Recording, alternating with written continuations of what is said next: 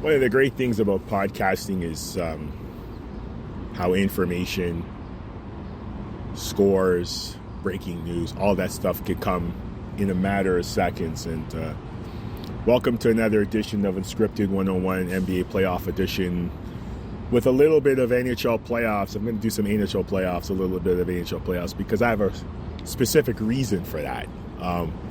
But first and foremost, of course, NBA playoffs. Last night, Celtics found a way to survive, 127-102 against my Knicks.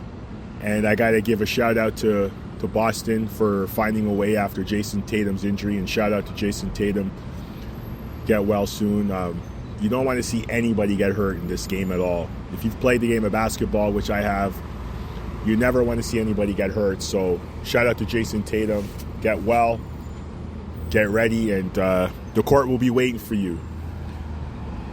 I'll tell you, before he got hurt, he was on fire. He had that NBA Jam mentality. I guess he heard the criticisms and the loudness from the media, and he put together a masterful classic playoff game. So shout out to Jason Tatum.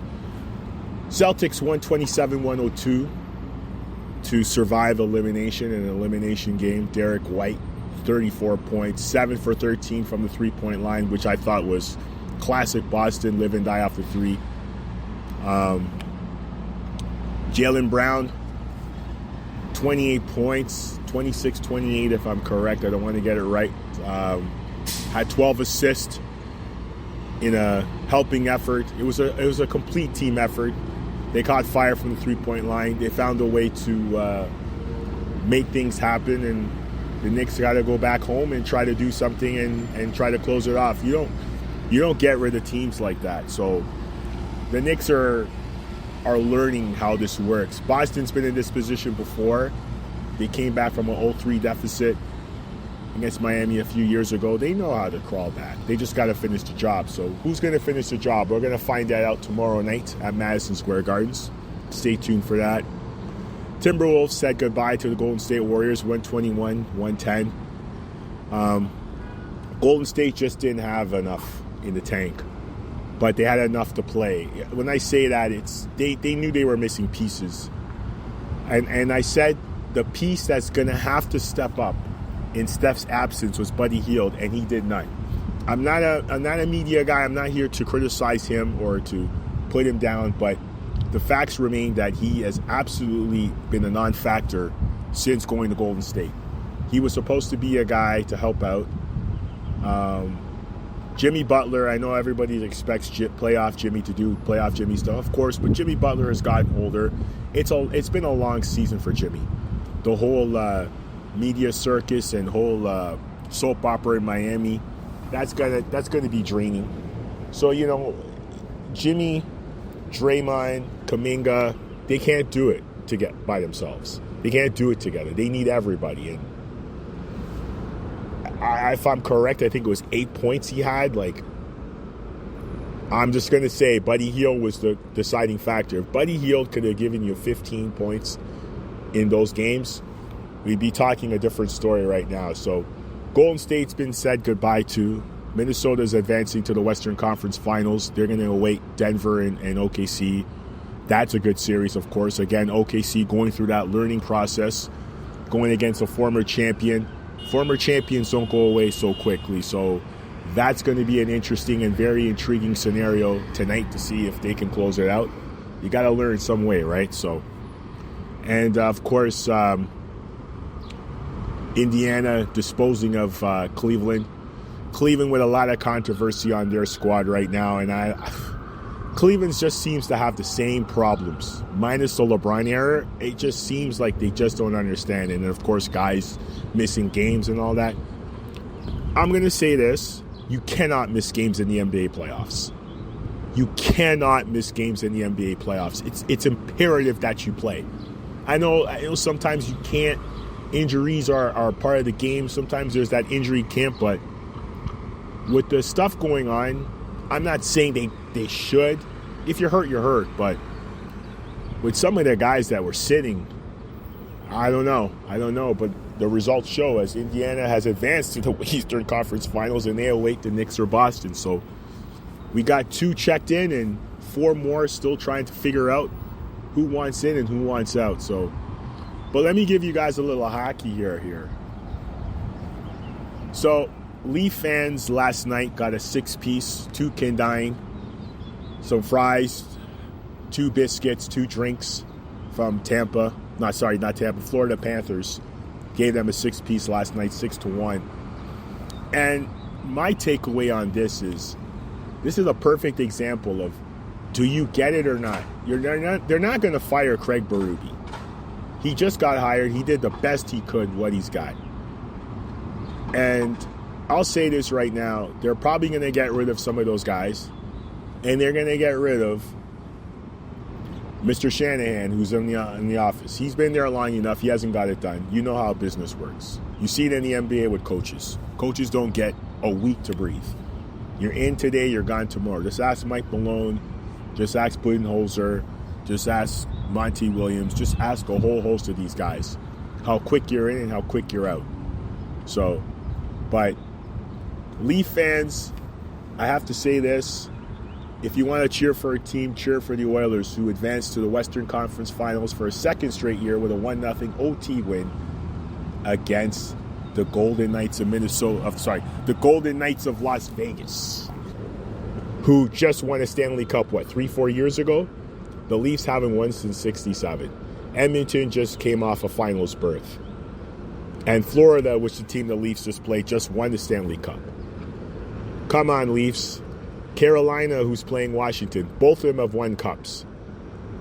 This has got to be the most crucial time in Toronto Maple Leaf history right now. So you're going to Florida, get it done, come home and see what happens. It's right there in your taking. Do you want it or not? So that's just my take that's my little hockey take here. But back to the NBA. The NBA draft happened Tuesday night. The lottery happened Tuesday night. Dallas winning with a 1.8% chance. Many saying it's being rigged. Of course it's rigged. It's sports. Sports is business.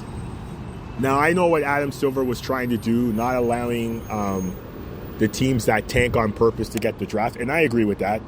I think teams that intentionally tank should be allowed to only get from picks 5 and up. I don't think that teams who intentionally tank, if proven, should get a number 1, number 2, number 3, number 4 pick. I think they should get from 5 on. So congratulations to Utah for getting a number 5 pick. They deserve it. A Danny Ainge run team, I'm sure they were trying to tank. That's good. You get the number 5 pick. They should have gotten worse than that. I know what Silver was trying to do, but there's also the obvious too. We all know what happened with Nico, Luka trade, trying to calm the storm, the backlash behind it, the craziness, the scrutiny, the whole mess. Let me say this. In business, there's always politics. Remember that. The NBA is a business. I know some of you say, it's a sports. It's all about it's a business. Just check out the billion-dollar deals that you just signed with these new networks. That's why TNT was left out in the cold. It's a business. Companies will always make, and remember this, I will finish off the show with this, folks. Companies will always make politics more important than whatever else is. Because politics is what gets what they want done. There's always politics in something. It's always who you know. It's always something. Politics is huge in business. And I don't mean about politics. I mean politics within businesses. Politics is always going to... So there was some politics in Dallas getting the number 1 pick. Absolutely. It's a business. So take the sports, it's only sports, out of the equation and get real. It's like the Maple Leafs. The Maple Leafs have been robbing people for years. Ticket prices. They're getting what they deserve. The fans are getting what they deserve. And when I say that for Toronto fans, it's very simple. Stop paying for a mediocre product. Stop paying for a mediocre product, and maybe you'll get something. Why should the Leafs put out a finished product when they know what they're going to get? The fans are going to show up, and they're going to support, and they're going to do what they're going to have to do. You look at Florida Panthers, they don't have that option. Florida is a football state. People would rather go sit down and watch a high school football all-star game than watch the Stanley Cup Finals. It was proven when Tampa won their first cup. It was proven when Florida won last year. So Florida's got to do what they got to do to get fans in the seats. Dallas has got to do the same thing. Dallas is a football state. Dallas Stars got to do the same thing. They got to try to get fans in seats. Edmonton Oilers, they got to try to get fans in seats. Carolina Panthers, try to get fans in seats. It's a basketball state. Washington, D.C., basketball and football state. Got to try to get fans in the seats. The business side is what people need to understand. So until the Leafs understand that the Stanley Cup is actually more important so that the Stanley Cup could bring in more revenue, then they're going to continue to do what they did. Of course, that last night getting the 6-piece. So at the end of the day, it's a business.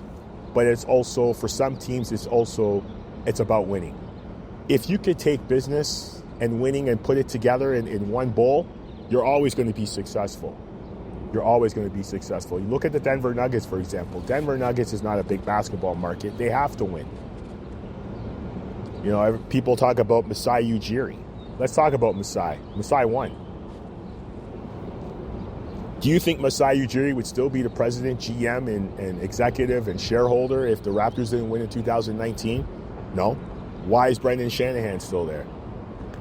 Is it a politics thing? Is it a race thing? It's both. It's a system. So when I say that the NBA draft is rigged, it's rigged to a certain extent. But they also are trying not to allow teams who intentionally are robbing fans by losing on purpose to get anything. And that part I agree with. But Dallas getting it, now what does Dallas do? I think Dallas should trade a pick, get somebody who they can help win immediately, you know, try to pull a Sam Presti and see where it goes from here. So that's my take, folks. Welcome to another edition of Unscripted 101 NBA Playoffs with a little bit of hockey in there. Good morning, good afternoon, good day, good evening, good night, wherever you are in the world. Respect. Peace.